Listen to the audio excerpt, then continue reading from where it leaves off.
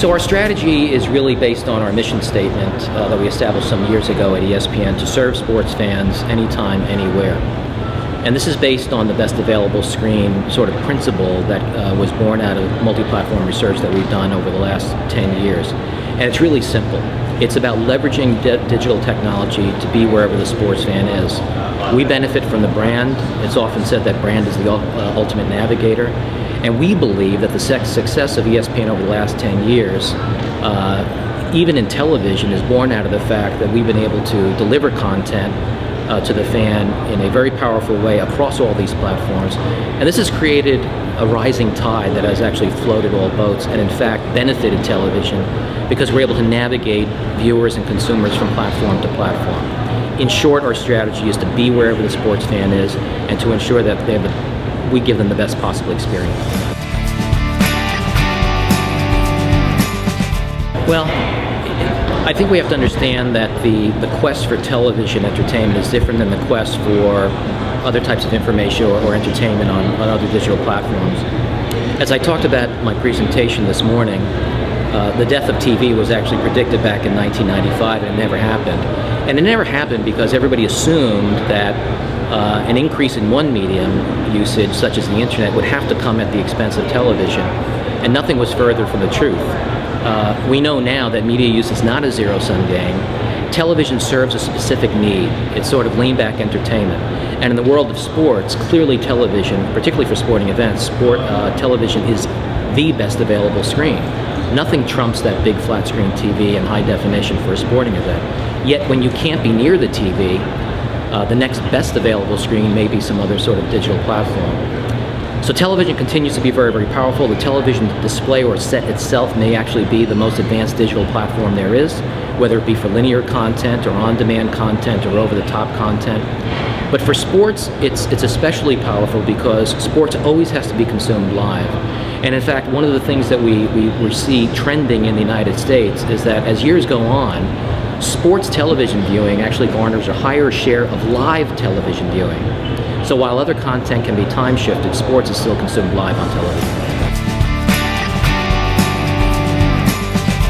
Right, so particularly on the advertising side where this is mostly true, this is part of our ESPN XP initiative and our ability to sort of triangulate the question of multi-platform, the effectiveness of our media for our advertisers. We have the insights that advertisers don't have, so it's our obligation really to share those insights. So it's a series of things.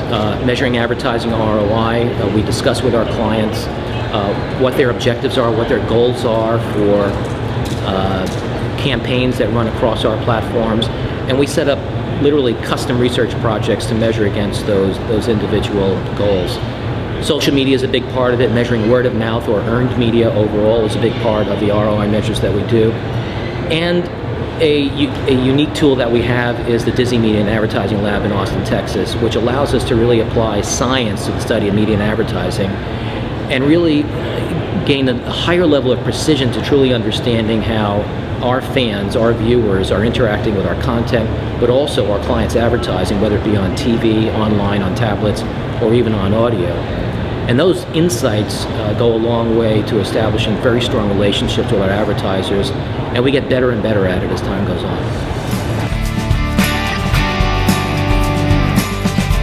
Well, first of all, many of us thought that broadcasting would be dead by now because of the growth of the internet. Of course, nothing is further from the truth.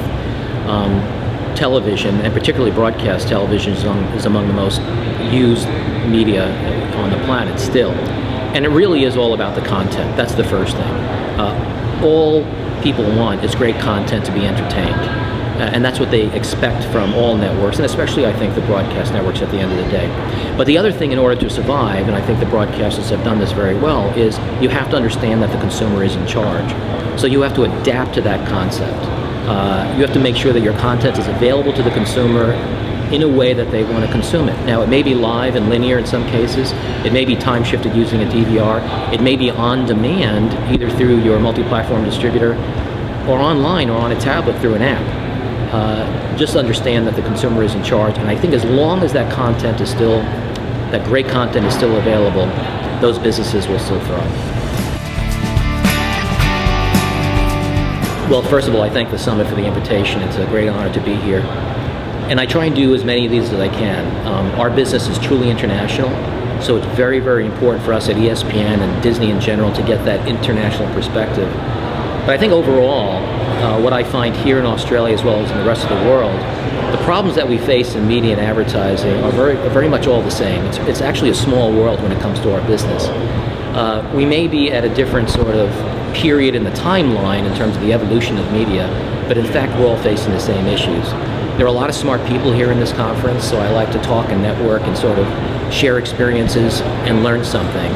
And I think at each one of these, including this conference, you walk away with some insights that you ordinarily didn't have, and so that's what I get at.